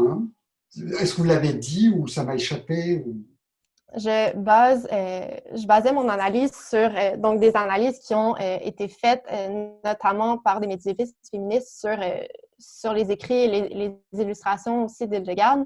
Il faut dire que c'est pas non plus certain que c'est Hildegarde qui a fait les illustrations, mais on peut imaginer de par la singularité des images qu'en fait, elle aurait été impliquée dans leur conception, si ce n'est pas elle qui les a réalisées. Je ne connais pas très bien, en fait, la tradition des représentations de l'Église, mais on sait qu'Hildegarde a entretenu une correspondance avec plusieurs personnes en position de pouvoir, notamment plusieurs papes, et où elle a eu des propos assez acerbes, en fait, sur leur direction de l'Église. Et je pense que c'est ce qui a amené aussi donc les commentatrices de ces enluminures à voir donc dans la figure la figure dorée, là, couronnée, une représentation de l'Église avec une figure de l'Antéchrist. Donc, une figure qui montrerait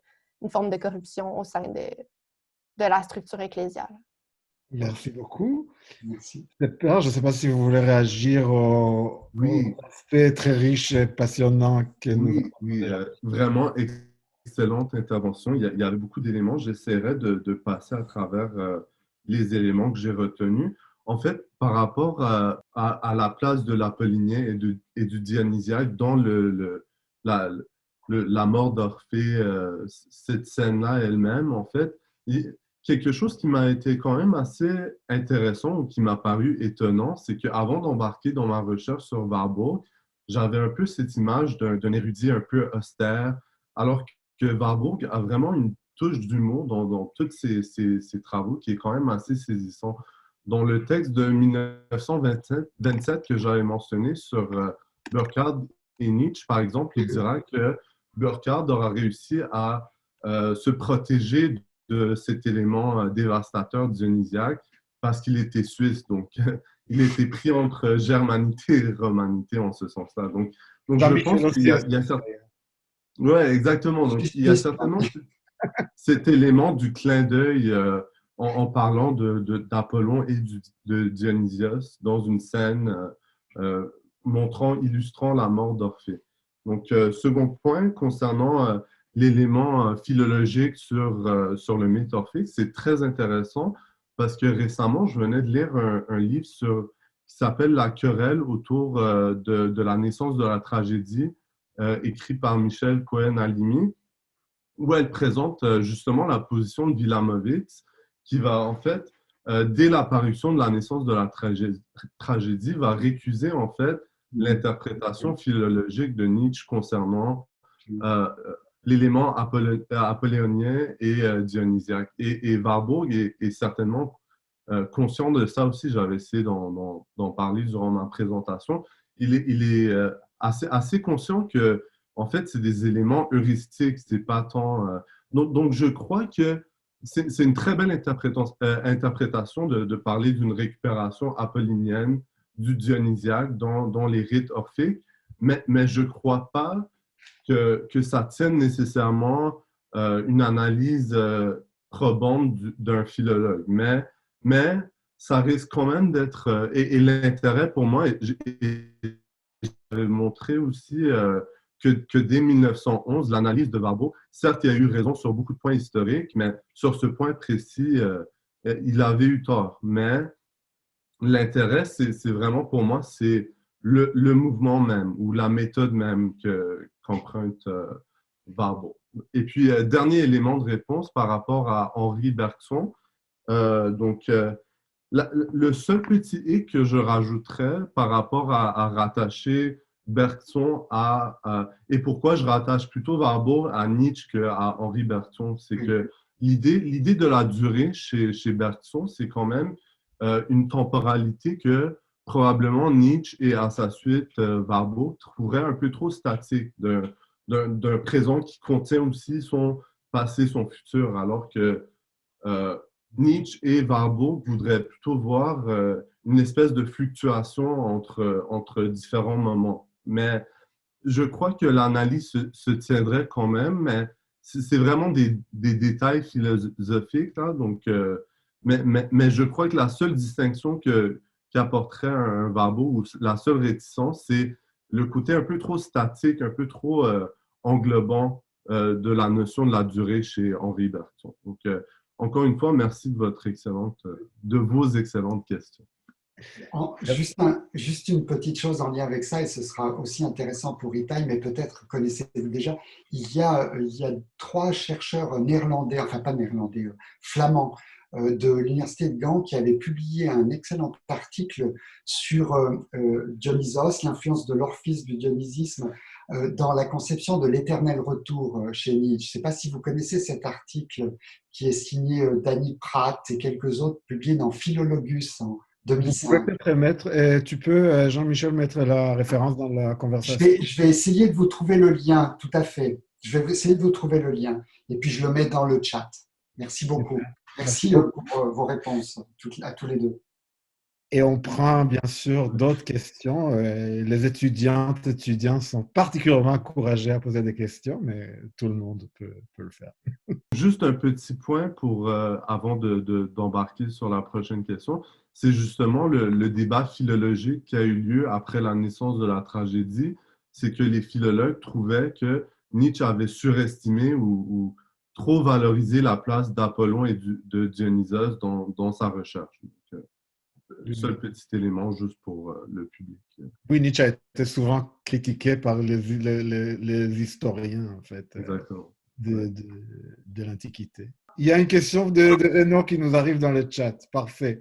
Donc, je la lis. Et c'est une question pour Laure. Il me semble que l'objet de ta réflexion est double. D'une part, l'image mentale et de l'autre, sa représentation. Ma question concerne ce passage. Comment les distinguer? Quelle méthodologie adopter pour traiter de l'une et de l'autre? Excellente question d'ailleurs qui m'est venue aussi à l'esprit en lisant votre mémoire. Alors, donc, je suis content que quelqu'un la pose.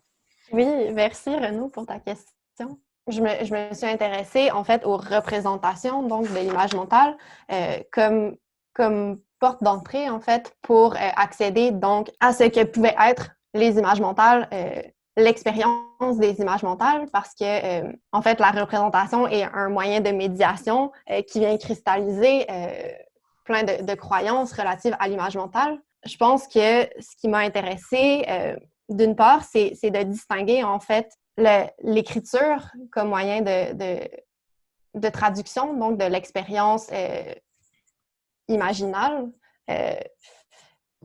de la représentation qui, chez Hildegard, mais peut-être de façon peut-être plus notable chez Dürer, en fait, parce que Dürer a vécu à un moment où deviennent de plus en plus légitimes, en fait, les représentations visuelles où l'artiste accède à un statut similaire à celui des intellectuels. Et c'est peut-être, en fait, ce qui peut expliquer l'apparition d'une première représentation d'un rêve personnel, alors que dès le 12e siècle, donc plusieurs siècles avant Dürer, il y avait déjà beaucoup de représentations écrites de rêves personnels, mais c'est là qu'advient une différence. Et je pense que pour Hildegard, ce n'était pas une avenue qui était nécessairement possible au même titre que Dürer, parce que c'est une femme et que Dürer possédait une légitimité, en fait, qu'on retrouve aussi chez les moines ou chez les hommes, en fait, en général, qui leur permettait d'exprimer, de traduire leur expérience mentale, des images mentales de façon beaucoup plus sécuritaire que les femmes. Puis peut-être pour répondre à ta question, parce que là, je diverge un petit peu, je pense que la posture que j'ai adoptée vient s'inscrire peut-être un peu en filiation avec l'approche panofskienne de l'histoire de l'art, dans le sens que c'est une posture qui est peut-être justement pas très anachronique parce que j'ai fait le postulat, en fait, que les théories et les croyances relatives aux images mentales qui étaient en vigueur, qui habitaient l'imaginaire à la Renaissance, par exemple, ou au Moyen Âge, en fait, viennent complètement moduler la perception de l'image mentale, puis aussi leur représentation, ce qui fait que d'un point de vue contemporain, notre rapport au rêve, par exemple, est entièrement modelé par la psychanalyse. C'est très difficile de s'en détacher. Et donc, ce qui m'a intéressée, c'est de voir comment, avant donc, la venue de la psychanalyse, d'autres formes de croyances venaient modeler au moment même, en fait, de la perception de l'image mentale. Donc, venaient modeler même les images mentales en soi. Donc, ce qui fait que, je sais pas, je dirais que je distingue peut-être pas tant que ça, en fait, la représentation de l'image mentale, parce qu'à mon sens, les deux sont modelés de façon importante par les croyances. Il dit merci. Merci à toi. Super. Est-ce qu'il y a d'autres questions, interventions? Je vois parmi nous le directeur de recherche de l'OR, d'ailleurs, Jean-Philippe Uzel, qui nous a rejoint. Bonjour Jean-Philippe. Oui, c'est Père. Oui, bien en fait, rapidement, je voudrais revenir à votre question que vous aviez posée alors par rapport à une primauté, une priorité accordée au sens visuel. En fait, je pense que c'est une priorité qui a été autant philosophique qu'en histoire de l'art aussi, parce que depuis, je pense simplement à Diderot avec la lettre sur les aveugles jusqu'à Merleau-Ponty avec l'œil et l'esprit, ça a été souvent le sens par excellence de la perception, même en philosophie. Donc, je serais intéressé, mon intérêt de recherche en ce moment par rapport à la phénoménologie et l'art, c'est de voir les autres sens s'immiscer un peu dans ces intérêts de recherche sur la perception. Je serais curieux de voir davantage d'autres sens comme l'odorat, l'ouïe, entrer un peu dans l'analyse perceptuelle. Ben, on pourra en parler parce que j'ai un peu travaillé dessus, mais c'est vraiment un peu éloigné de notre sujet aujourd'hui. Donc, écrivez-moi là-dessus. Mais c'est vrai que la tradition que vous décrivez est bien plus ancienne encore que Diderot. On peut la commencer chez Léonard de Vinci ou bien même à l'Antiquité. Et est-ce qu'il y a d'autres questions? Oui, j'ai une question pour l'art. Je me demande si, à l'époque des Hildegarde, si la communauté penchait plus vers l'intromission, l'extramission, parce que je sais que ça fluctuait selon les années, tu sais. Puis si je me demande si ça n'aurait pas influencé Hildegarde à parler de vision, parce qu'on sait que extramission, c'est en fait, on pensait que les rayons en fait sortaient de l'œil, et intromission, c'est que notre œil captait les rayons, et donc c'est très très différent quand on pense aux implications des deux théories. Puis je me demandais si tu avais dans ta recherche considéré ça, ou si tu t'avais simplement lu là-dessus aussi. Oui, absolument. Merci pour la question. J'en ai pas vraiment parlé, mais c'est certain que toutes les théories de la perception et de la vision viennent réellement façonner la façon dont est conçue autant la vue qui est physiologique, donc qui est extérieure par le corps, mais aussi la vue interne. Puis je pense que dans toutes les théories aussi du songe, puis c'était pas très clair aussi les dénominations utilisées pour distinguer le songe du cauchemar, de la vision, de l'imagination. Le vocabulaire utilisé était pas nécessairement le même qu'aujourd'hui, et rendait en fait les frontières de ces différents types d'images mentales, donc qui sont parfois lucides ou durant le sommeil, ou plus ou moins lucides, à quelque part entre les deux. Donc, que ces théories viennent modeler, en fait, non seulement la vue physiologique. Je pense que c'est des questions qui ont été beaucoup abordées en histoire de l'art par rapport aux théories du dessin, de la peinture à la Renaissance, mais qui viennent aussi, en fait, modeler aussi, participer aux théories du songe, parce qu'on croyait, en fait, que le corps, pendant le sommeil, que l'âme, en fait, pendant le sommeil, sortait du corps et voyageait, était parfois en contact avec le divin, parfois pas, selon qu'on était plus ou moins privilégié socialement, évidemment. Et donc, en fait, le corps, l'âme revenait ensuite dans le corps, et c'était ce qui expliquait, en fait, les rêves, donc la production d'images visuelles. Donc, je pense qu'il y a vraiment un parallèle à faire entre les théories plus physiques, puis des théories plus spirituelles, puis clairement, ça jouait dans les deux cas, ouais. Merci. Merci beaucoup, Laure. Merci, Maggie, pour cette question vraiment intéressante.